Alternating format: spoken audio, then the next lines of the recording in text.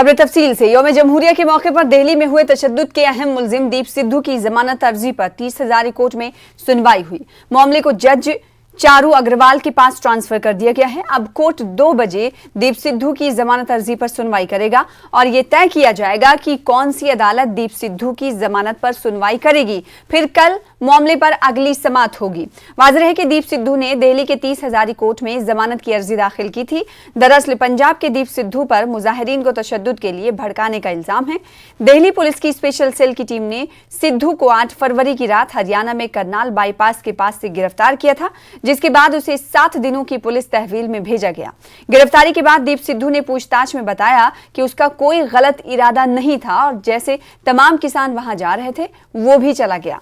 वाज़ेह है कि 26 जनवरी को किसानों की ट्रैक्टर परेड मुनक्किद हुई थी। इस दौरान किसानों और पुलिस एहलकारों के बीच झड़प हुई। वहीं लाल किले पर सैकड़ों किसान चढ़ गए थे, जिसमें दीप सिद्धू सरे फहरिस्त था, जिसके बाद सियासत भी शुरू हुई थी और काफी दिनों के बाद दीप सिद्धू को गिरफ्तार किया गया था। हमारे साथ हमारे नुमाइंदे जुड़ रहे हैं सुशील पांडे इस हवाले से मजीद अपडेट के साथ। सुशील, डिस्ट्रिक्ट कोर्ट को रेफर किया गया है जमानत की अर्जी को होने वाली सुनवाई को लेकर। 2 बजे कहा जा रहा है इस पर सुनवाई हो गई।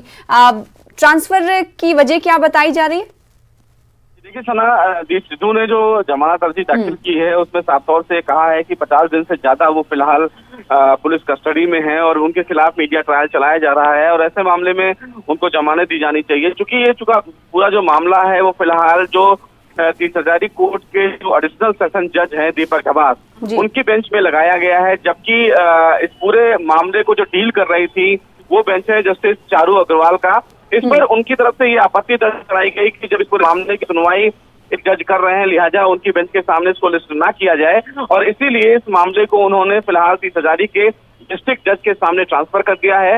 2 बजे सना ये डिसाइड किया जाएगा कि जो जमानत अर्जी है दीप सिद्धू की, उनकी जमानत अर्जी पर सुनवाई कौन सी बेंच करेगी 30,000 की, यानी तो वो बेंच दीपक अब्बास की होगी या फिर चारू अग्रवाल की, ये तय करेंगे डिस्ट्रिक्ट जज। उसके बाद जमानत अर्जी पर सुनवाई की जाएगी। उम्मीद ये है कि आज इस पूरे मामले में जो दिल्ली पुलिस है, क्राइम ब्रांच, कहा है कि वो जमानत अर्जी पर ना रिपोर्ट फाइल करना चाहते हैं और इसीलिए उम्मीद ये है कि जो दीप सिद्धू की जमानत अर्जी है हो सकता है कि कल को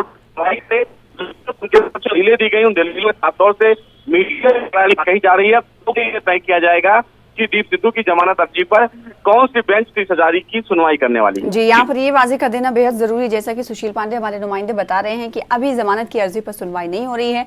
दरअसल कौन सी बेंच इस जमानत की अर्जी पर सुनवाई करे उसकी समाअत 2 बजे होगी। फिर उसके बाद क्या ये माना जाए कि आज ये तय हो जाएगा कि कौन सी बेंच इस पर सुनवाई करेगी। फिर जब अगली सुनवाई अब होगी, अगर कल की बात करें, कल सुशील पांडे सुनवाई होगी तो असल अर्जी पर सुनवाई होगी, ऐसा इम्कान जाहिर किया जा रहा है? जी बिल्कुल। देखिए, अगर आज 2 बजे डिस्ट्रिक्ट जज की तरफ से ये तय कर दिया जाता है कि दीप सिद्धू की जमानत अर्जी पर कौन सी बेंच सुनवाई करेगी, तो उम्मीद ये है कि आज उस पूरे मामले की सुनवाई को कल के लिए टाला जाए, क्योंकि परसों गुड फ्राइडे है जिसकी वजह से अदालत बंद रहेगा।